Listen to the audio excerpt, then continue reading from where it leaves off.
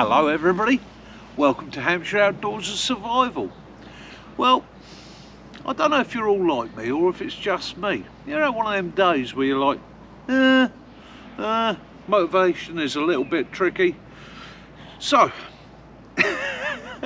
what I've done, I've come up the woods, let's get a bit of fresh air, get a little bit of spirit behind me, have a bit of fun. So, I was up here, I did an overnighter up here about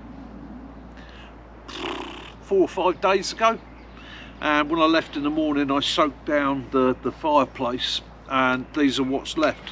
These are the coals, partly burnt logs. I don't like wasting resources, so what I'm going to do, I'm going to rekindle the fire here using these logs. Okay, now I give it a really good damp down, so I don't know how quickly or how easy they're going to take, but we're going to give it a go anyhow. So what I've done, I've just had a quick wander around the bush,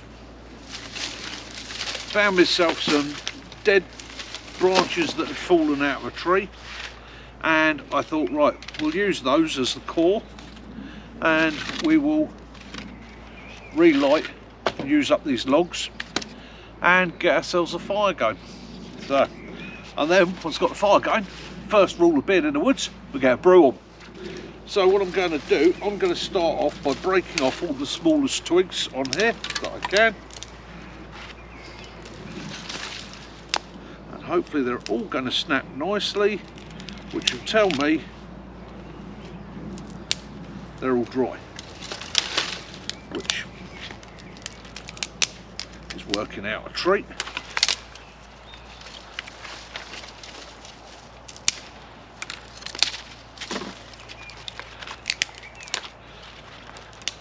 So let's start with a small fire, build it up, and to make life easy on myself, I am going to use a bit of fat wood.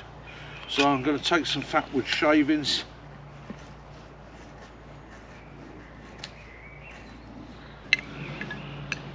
don't need a massive amount.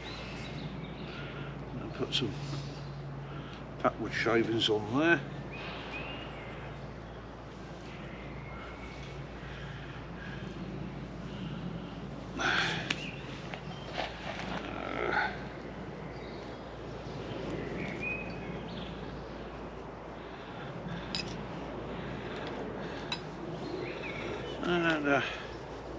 And we'll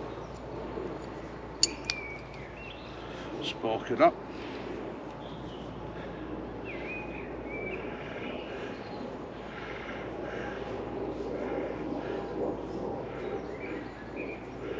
Let's fluff those up.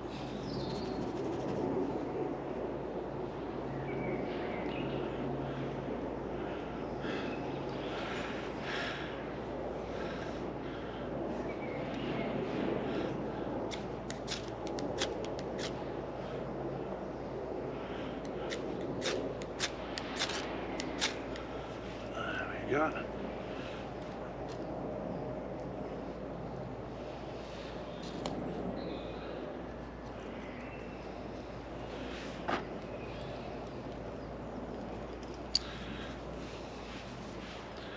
Go with that. Go there.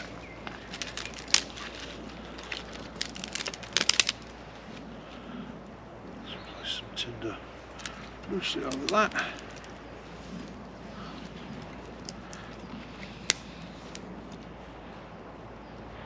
Fires. It's all about the patience. So let the flame come through your tinder before you add more tinder, and that way you know you're getting the airflow in there.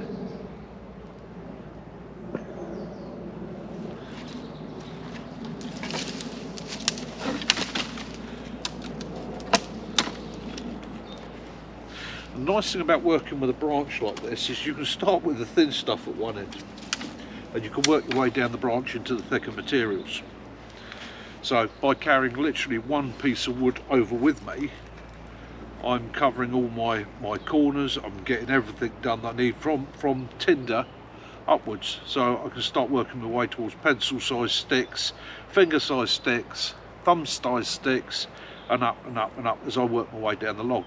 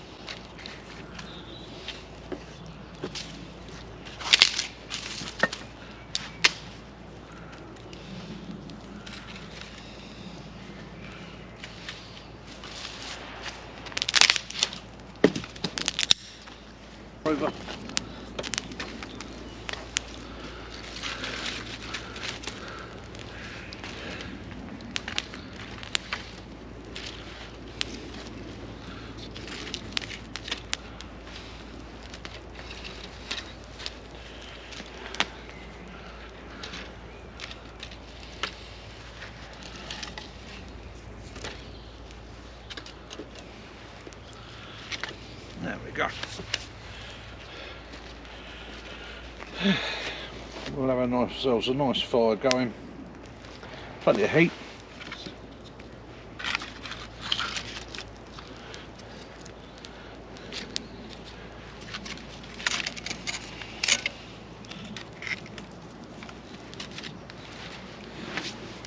And the knack being to use those charred logs like you would charcoal.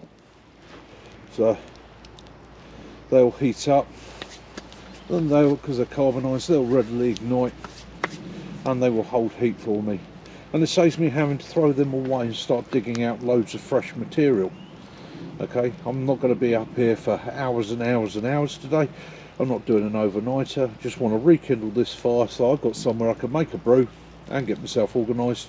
Smoke helps to keep the bugs off. It's all comfy. That's what we like. Yeah.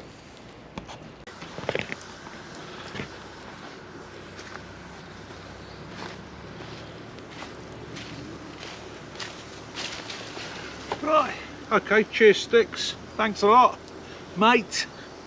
So, Bushcraft benches. Okay, let's do it. Now I don't have a lot in the way of what I would call decent resources up here because the wood's well managed. There's a lot of debris cleared and that.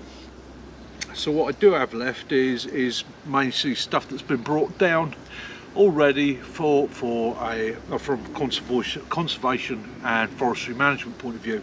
So I've had to raid the store a little bit. So what I have is 4 lengths of beech, not very well seasoned. It's only been down about a month. Okay, each one is about 3 foot long, or I'm going to trim each one to about 3 foot long, and each one I'm going to put 2 notches in. Those 2 notches will be the basis of my Bushcraft bench. Cheers sticks. So the important thing to remember with this is you've got your ground end, which is that end. You want them about an equal size, and you want your notches to be pretty much parallel. So let's have a notch there,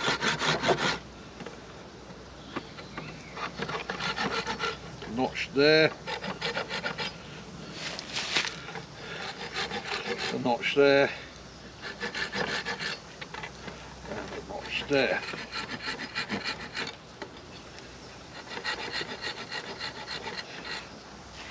And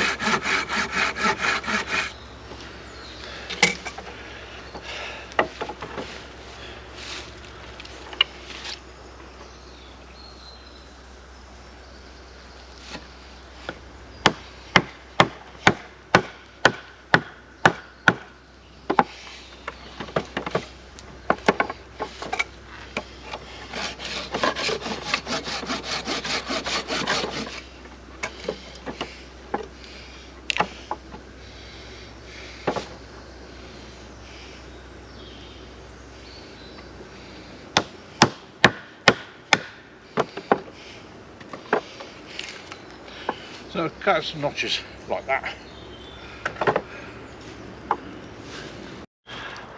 Nah, nada. Completely messed it up. Right, I will be coming back to that. Yeah, have a giggle. My expense, I don't mind. Yeah, bugger that up. So, I'm reversing the challenge. Sticks. You're going to make one when you come up here. You're going to show me. That's going to be part of what I want Sticks to do when he comes up for the camp next month, is make me a bench. Okay, So I throw it back at him. Meantime, I will show you the absolute best bushcraft seat you will ever make or find.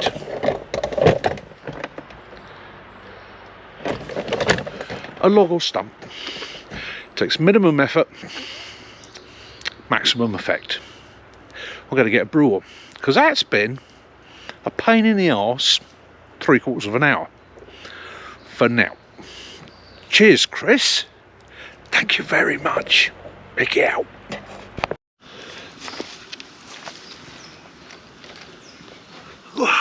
So guys, that's what it's about. Bushcraft, prepping, survival training, anything you're doing like this is about not when it goes right, but how it goes wrong. And you learn from your errors. So yeah, I made a mess of that, absolute mess of it, I know that, not bothered. I know that if I had to, I could come back to it, redo it, re-look at it, and I think I know where I've gone wrong, and make a proper go of it. However, that's what happens. So again, never be disheartened if you're doing something. All the content producers that I know, and there are a few, will tell you that it goes wrong regularly. All the great survivalists I've ever met will tell you one of the first lessons in survival training is learn to deal with the failures. Okay? And in actual fact, try not to look at it as a failure, but a learning curve. Okay? When you make a mistake,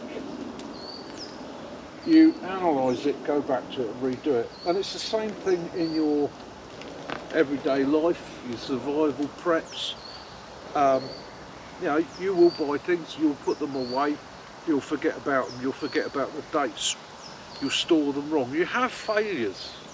That's part of life, and it's learning how to deal with the failures makes you a better survivor. After all, prepping for survival isn't about dealing with good times, it's about dealing with bad times. It's about dealing with things when they go wrong and making the best of a situation. So again, yeah, cheers Chris. So what I'm going to do, I'm going to make myself a coffee. As I say, I'm still not quite 100%, so it's just nice to be up here in the woods, get some fresh air, do a video for you this week. Yeah, that's what it's about. And again, lighting a fire off the coals, getting that going. I could keep this going for hours. I've introduced greenwood to it now. And I always hear people say, don't put greenwood on a fire. It'll burn. It'll just burn slowly. Once you've got the heat and the embers underneath it, it will burn. It will slow your fire down. Okay? So basically, if you're prolonging a fire, adding a bit of greenwood is going to help you. It will help prolong that fire. For a little walk around our woods, have a look, see what there is to see. So those of you guys that are coming up on the camp, I don't know if you can see that well there. There is a bit of a slope here. It does slope away from you a little bit, but there are plenty of trees here for hammocks, and if you want to rig a tarp, that's not going to be an issue. So again, there's plenty of space, although it does slope off there, but there's another flat area down through there, which is quite nice. I've had a little bit of a route round. So one of the things we're going to do, we're going to source our own firewood, and we're going to take it from some of the stuff that's here in the woods. So we do have, just make sure that's following okay, we do have in the woods here some dead standing, okay, and we're going to use that. Let's have a look. Oh, trip over a stump, trying to watch my little drone. I suppose the thing to do is to listen to it, isn't it? So in the woods here, not far from the camp, you see got a dead ash there. We'll be taking that down for some firewood. Got another dead ash over there. We'll be taking that down, using that for firewood. There's also some dead pine here. So again, resource wise, we're harvesting our own, and we're only taking what is dead. We're not taking anything from the site owner. We're processing our own materials as we need it. And again, there's another nice little area. Here's a flat area. There's another flat area here. So there's plenty of space up here in the woods for everybody. As I said, it's a natural environment. It's a wild camp. So, you know, that's what we're going to be doing. Right guys, this is Mickey. So, Sunday Night Social. Every Sunday night, 2000 hours, we do a live stream. And on that, we've built a little community of YouTube content creators, outdoorsmen, wild campers, hunters, fishermen, you name it. They're all people that just love to be outside. And we get together and we just have a chat and a natter. There's no real format to it. It's just a way of people to connect and get to know one another, and also ask questions. You know, how do I do this? How do I do that? Could somebody do a video on this, that, or the other? It's a very relaxed evening. So come over and join us. And this week, we've got an announcement about a collaboration that's been done by some YouTube content creators very, very recently. It's been months in the making, planning and effort, and I'll be announcing the release of that this Sunday. Other than that, hopefully you enjoyed this week's video. If you did, please like, subscribe, comment, share. Right. If you didn't, again, I ask you to leave me a comment. Let me know what you didn't like about it, and then I can adapt my videos to suit more people. Guys, other than that, all I'll say is hopefully you enjoyed it. Get outside, have your adventures, get some fresh air, rewild, connect, make yourself smile, make yourself happy. Okay? And other than that, love those you do, forgive those you don't, and peace and light be upon you all. Until next time, this is Mickey, Hampshire Outdoors and Survival, wishing you all the best. Have a great week. Mickey out.